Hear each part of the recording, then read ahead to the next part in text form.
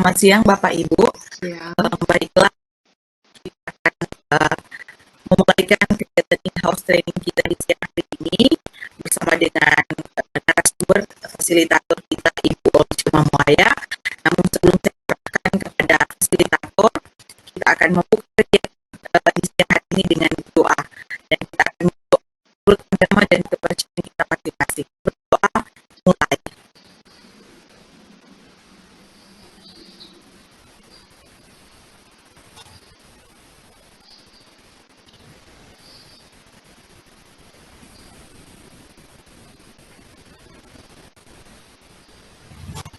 Berdoa selesai. Ya, baik Bapak Ibu, sebelum kita masuk pada materi, kita akan ada pada ice breaking terlebih dahulu. Ya, kita akan menggerakkan seluruh tubuh kita, namun sambil duduk saja, tidak perlu berdiri. Kita akan menyanyi kepala, pundak, lutut, kaki.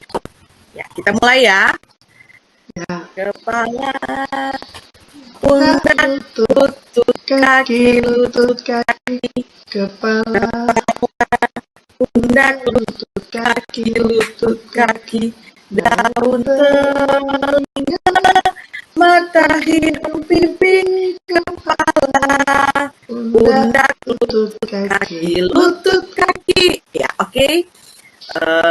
Saatnya saya memberikan kesempatan kepada Ibu Fasilitator, Ibu Olcuma Muaya untuk menyampaikan materi di hari ini. Disilakan, Bu.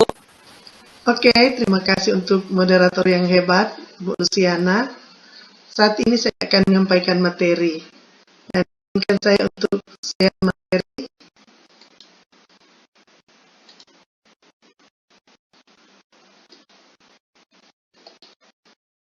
Ya,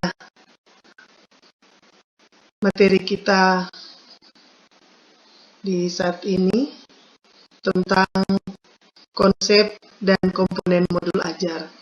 Ada kelihatan Ibu Luciana?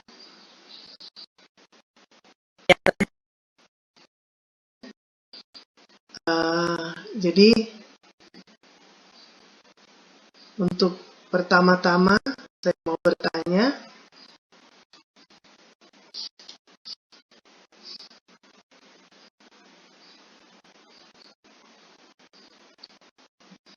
apa itu modul ajar?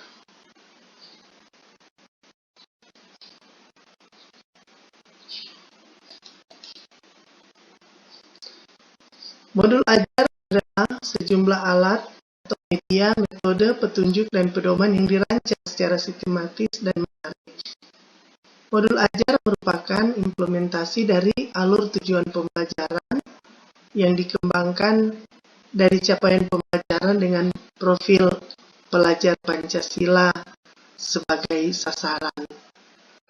Modul ajar ini juga disusun sesuai dengan fase atau tahap perkembangan peserta didik dengan mempertimbangkan apa yang akan dipelajari dengan tujuan pembelajaran dan berbasis perkembangan jangka panjang.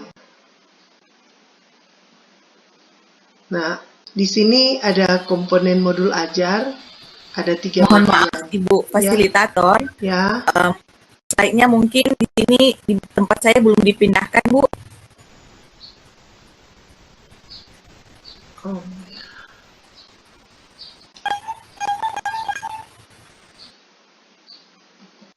Belum berubah?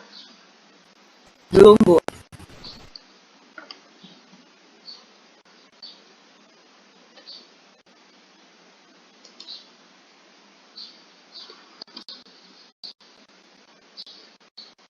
Ya, sudah, Bu. Sudah. Oh, minta maaf ya. Iya. Jadi untuk komponen modul ajar ada 3 bagian. Pertama informasi umum, yang kedua komponen inti, dan yang ketiga lampiran.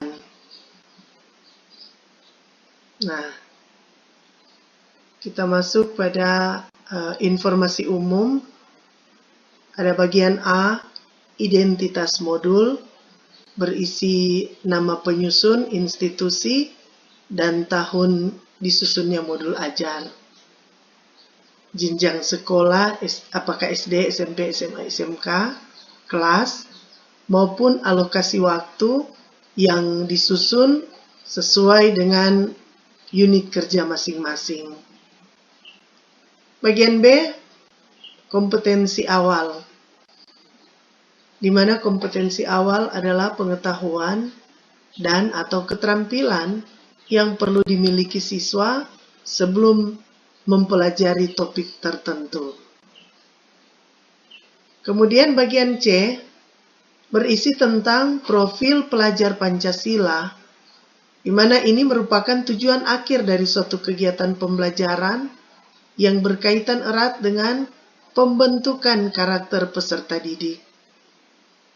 Dan untuk profil pelajar Pancasila ini kita tidak perlu mencantumkan seluruhnya, tetapi kita hanya memilih profil pelajar Pancasila yang sesuai dengan kegiatan pembelajaran kita, dan untuk materi ini nanti akan dilanjutkan untuk dijelaskan untuk pertemuan berikut. D, sarana dan prasarana. Ini juga merupakan penunjang dari kegiatan pembelajaran. Sarana merujuk pada alat dan bahan yang digunakan, sementara prasarana di dalamnya termasuk materi dan sumber bahan ajar lain yang relevan yang digunakan dalam kegiatan pembelajaran. Ketersediaan materi disarankan untuk mempertimbangkan apa yang dibutuhkan peserta didik, baik keterbatasan maupun kelebihan dari peserta didik. Nah, bagian E, target peserta didik. Apa itu target peserta didik? Jadi di sini berpusat pada peserta didik dengan tiga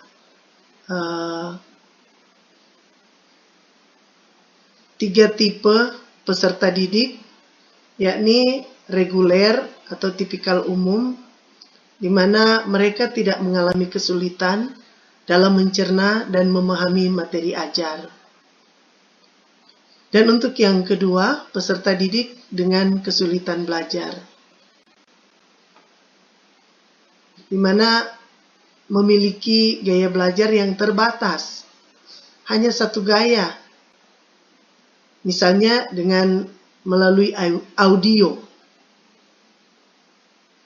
memiliki kesulitan dengan bahasa dan pemahaman materi ajar, ada rasa kurang percaya diri, sulit berkonsentrasi dalam jangka panjang, dan sebagainya. Dan yang ketiga, peserta didik dengan pencapaian tinggi, di mana mampu mencerna dan memahami dengan cepat, mampu mencapai keterampilan berpikir aras tinggi atau HOTS, dan memiliki keterampilan memimpin. Sebelum lanjut, apakah bisa begini atau terlalu cepat? Ya, bisa Bu, bisa. Oke, kita lanjut untuk model pembelajaran. Di sini model pembelajaran merupakan model atau kerangka pembelajaran yang memberikan gambaran secara sistematis tentang pelaksanaan pembelajaran.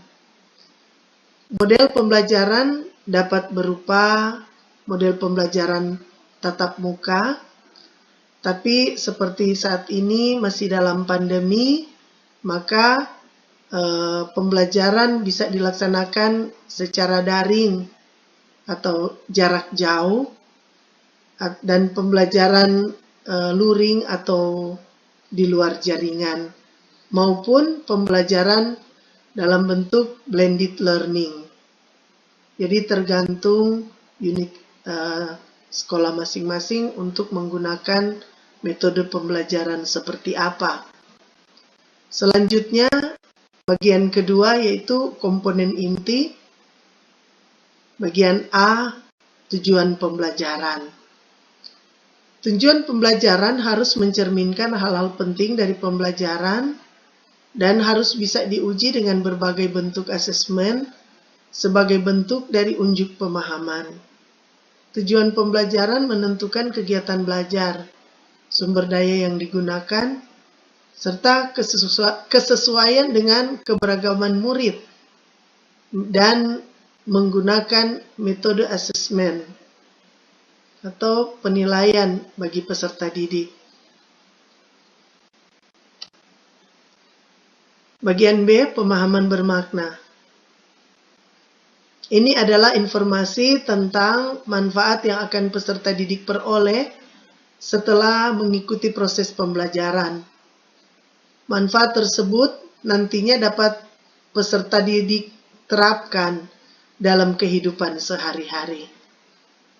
Selanjutnya bagian C, pertanyaan pemantik. Ini juga sangat berpengaruh dalam kegiatan pembelajaran, di mana melalui pertanyaan pemantik ini guru bisa menumbuhkan rasa ingin tahu dan kemampuan berpikir kritis dalam diri peserta didik. Pertanyaan pemantik memandu siswa untuk memperoleh pemahaman bermakna sesuai dengan tujuan pembelajaran. Bagian D, kegiatan pembelajaran. Urutan kegiatan pembelajaran inti dalam bentuk langkah-langkah kegiatan pembelajaran yang dituangkan secara konkret, disertakan opsi atau pembelajaran alternatif, dan langkah untuk menyesuaikan dengan kebutuhan belajar siswa. Langkah kegiatan pembelajaran ditulis secara berurutan sesuai dengan durasi waktu yang direncanakan. Bagian E, asesmen. Asesmen ini sangat penting dalam kegiatan pembelajaran, digunakan untuk mengukur capaian pembelajaran di akhir kegiatan. Memiliki kriteria pencapaian yang harus ditentukan dengan jelas sesuai dengan tujuan pembelajaran yang ditetapkan. Dan di sini ada 3 jenis asesmen. Yang pertama, asesmen diagnostik. Kedua, asesmen formatif. Ketiga, asesmen sumatif. Di mana asesmen diagnostik dilaksanakan sebelum kegiatan pembelajaran. Asesmen formatif dilaksanakan selama proses pembelajaran. Dan asesmen sumatif di akhir proses pembelajaran. Saya kira bisa dipahami. Dan selanjutnya bagian F, pengayaan dan remedial. Pengayaan adalah kegiatan pembelajaran yang diberikan pada peserta didik dengan capaian tinggi agar mereka dapat mengembangkan potensinya secara optimal. Remedial diberikan kepada peserta didik yang membutuhkan bimbingan untuk memahami materi atau pembelajaran mengulang. Saat merancang kegiatan pengayaan perlu diperhatikan mengenai diferensiasi. Contohnya lembar belajar atau kegiatan itu harus berbeda dengan kelas. Nah, kita masuk pada bagian terakhir, yaitu lampiran yang berisi 4 bagian. Yang pertama, bagian A, lembar kerja peserta didik.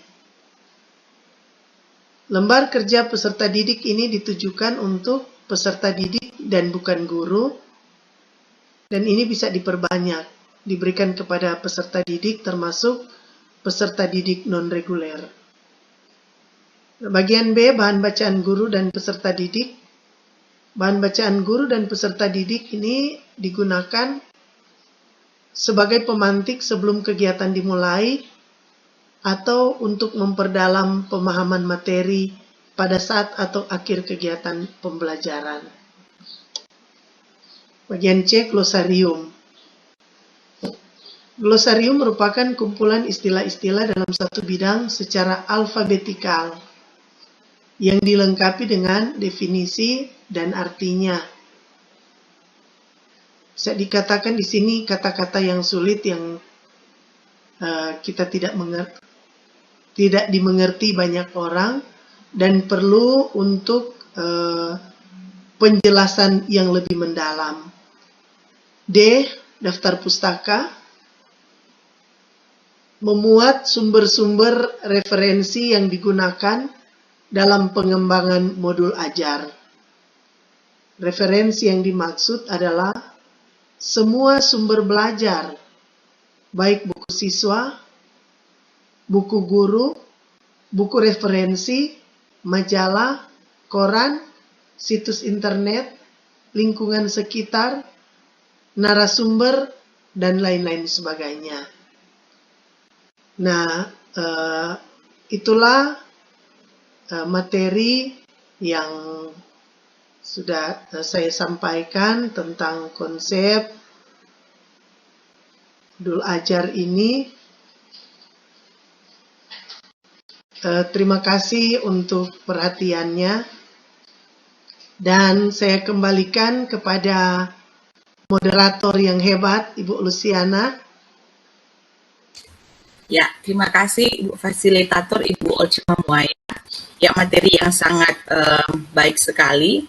Kita akan masuk pada sesi tanya jawab. Ya, mungkin pertanyaan dari Bapak Ibu yang belum dipahami mungkin bisa ditanyakan, silakan. Ya, sepertinya para peserta kita di siang hari ini sudah dapat memahami apa yang disampaikan oleh Ibu di siang hari ini dalam kegiatan in-house training. Jadi kita akan menutup kegiatan kita di siang hari ini. Namun sebelum kita tutup, kita akan berdoa dulu. Ya, kita berdoa menurut agama dan keyakinan kita masing-masing. Berdoa, mulai.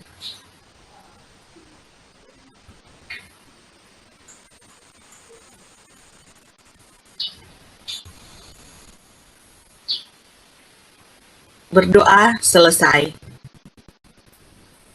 Ya, demikian kegiatan in-house training kita di siang hari ini. Terima kasih banyak untuk Ibu Fasilitator, Ibu Olce Mamuaya. Semoga menjadi inspirasi bagi kita ketika kita menerima materi di siang hari ini. Terima kasih, Bu. Terima kasih.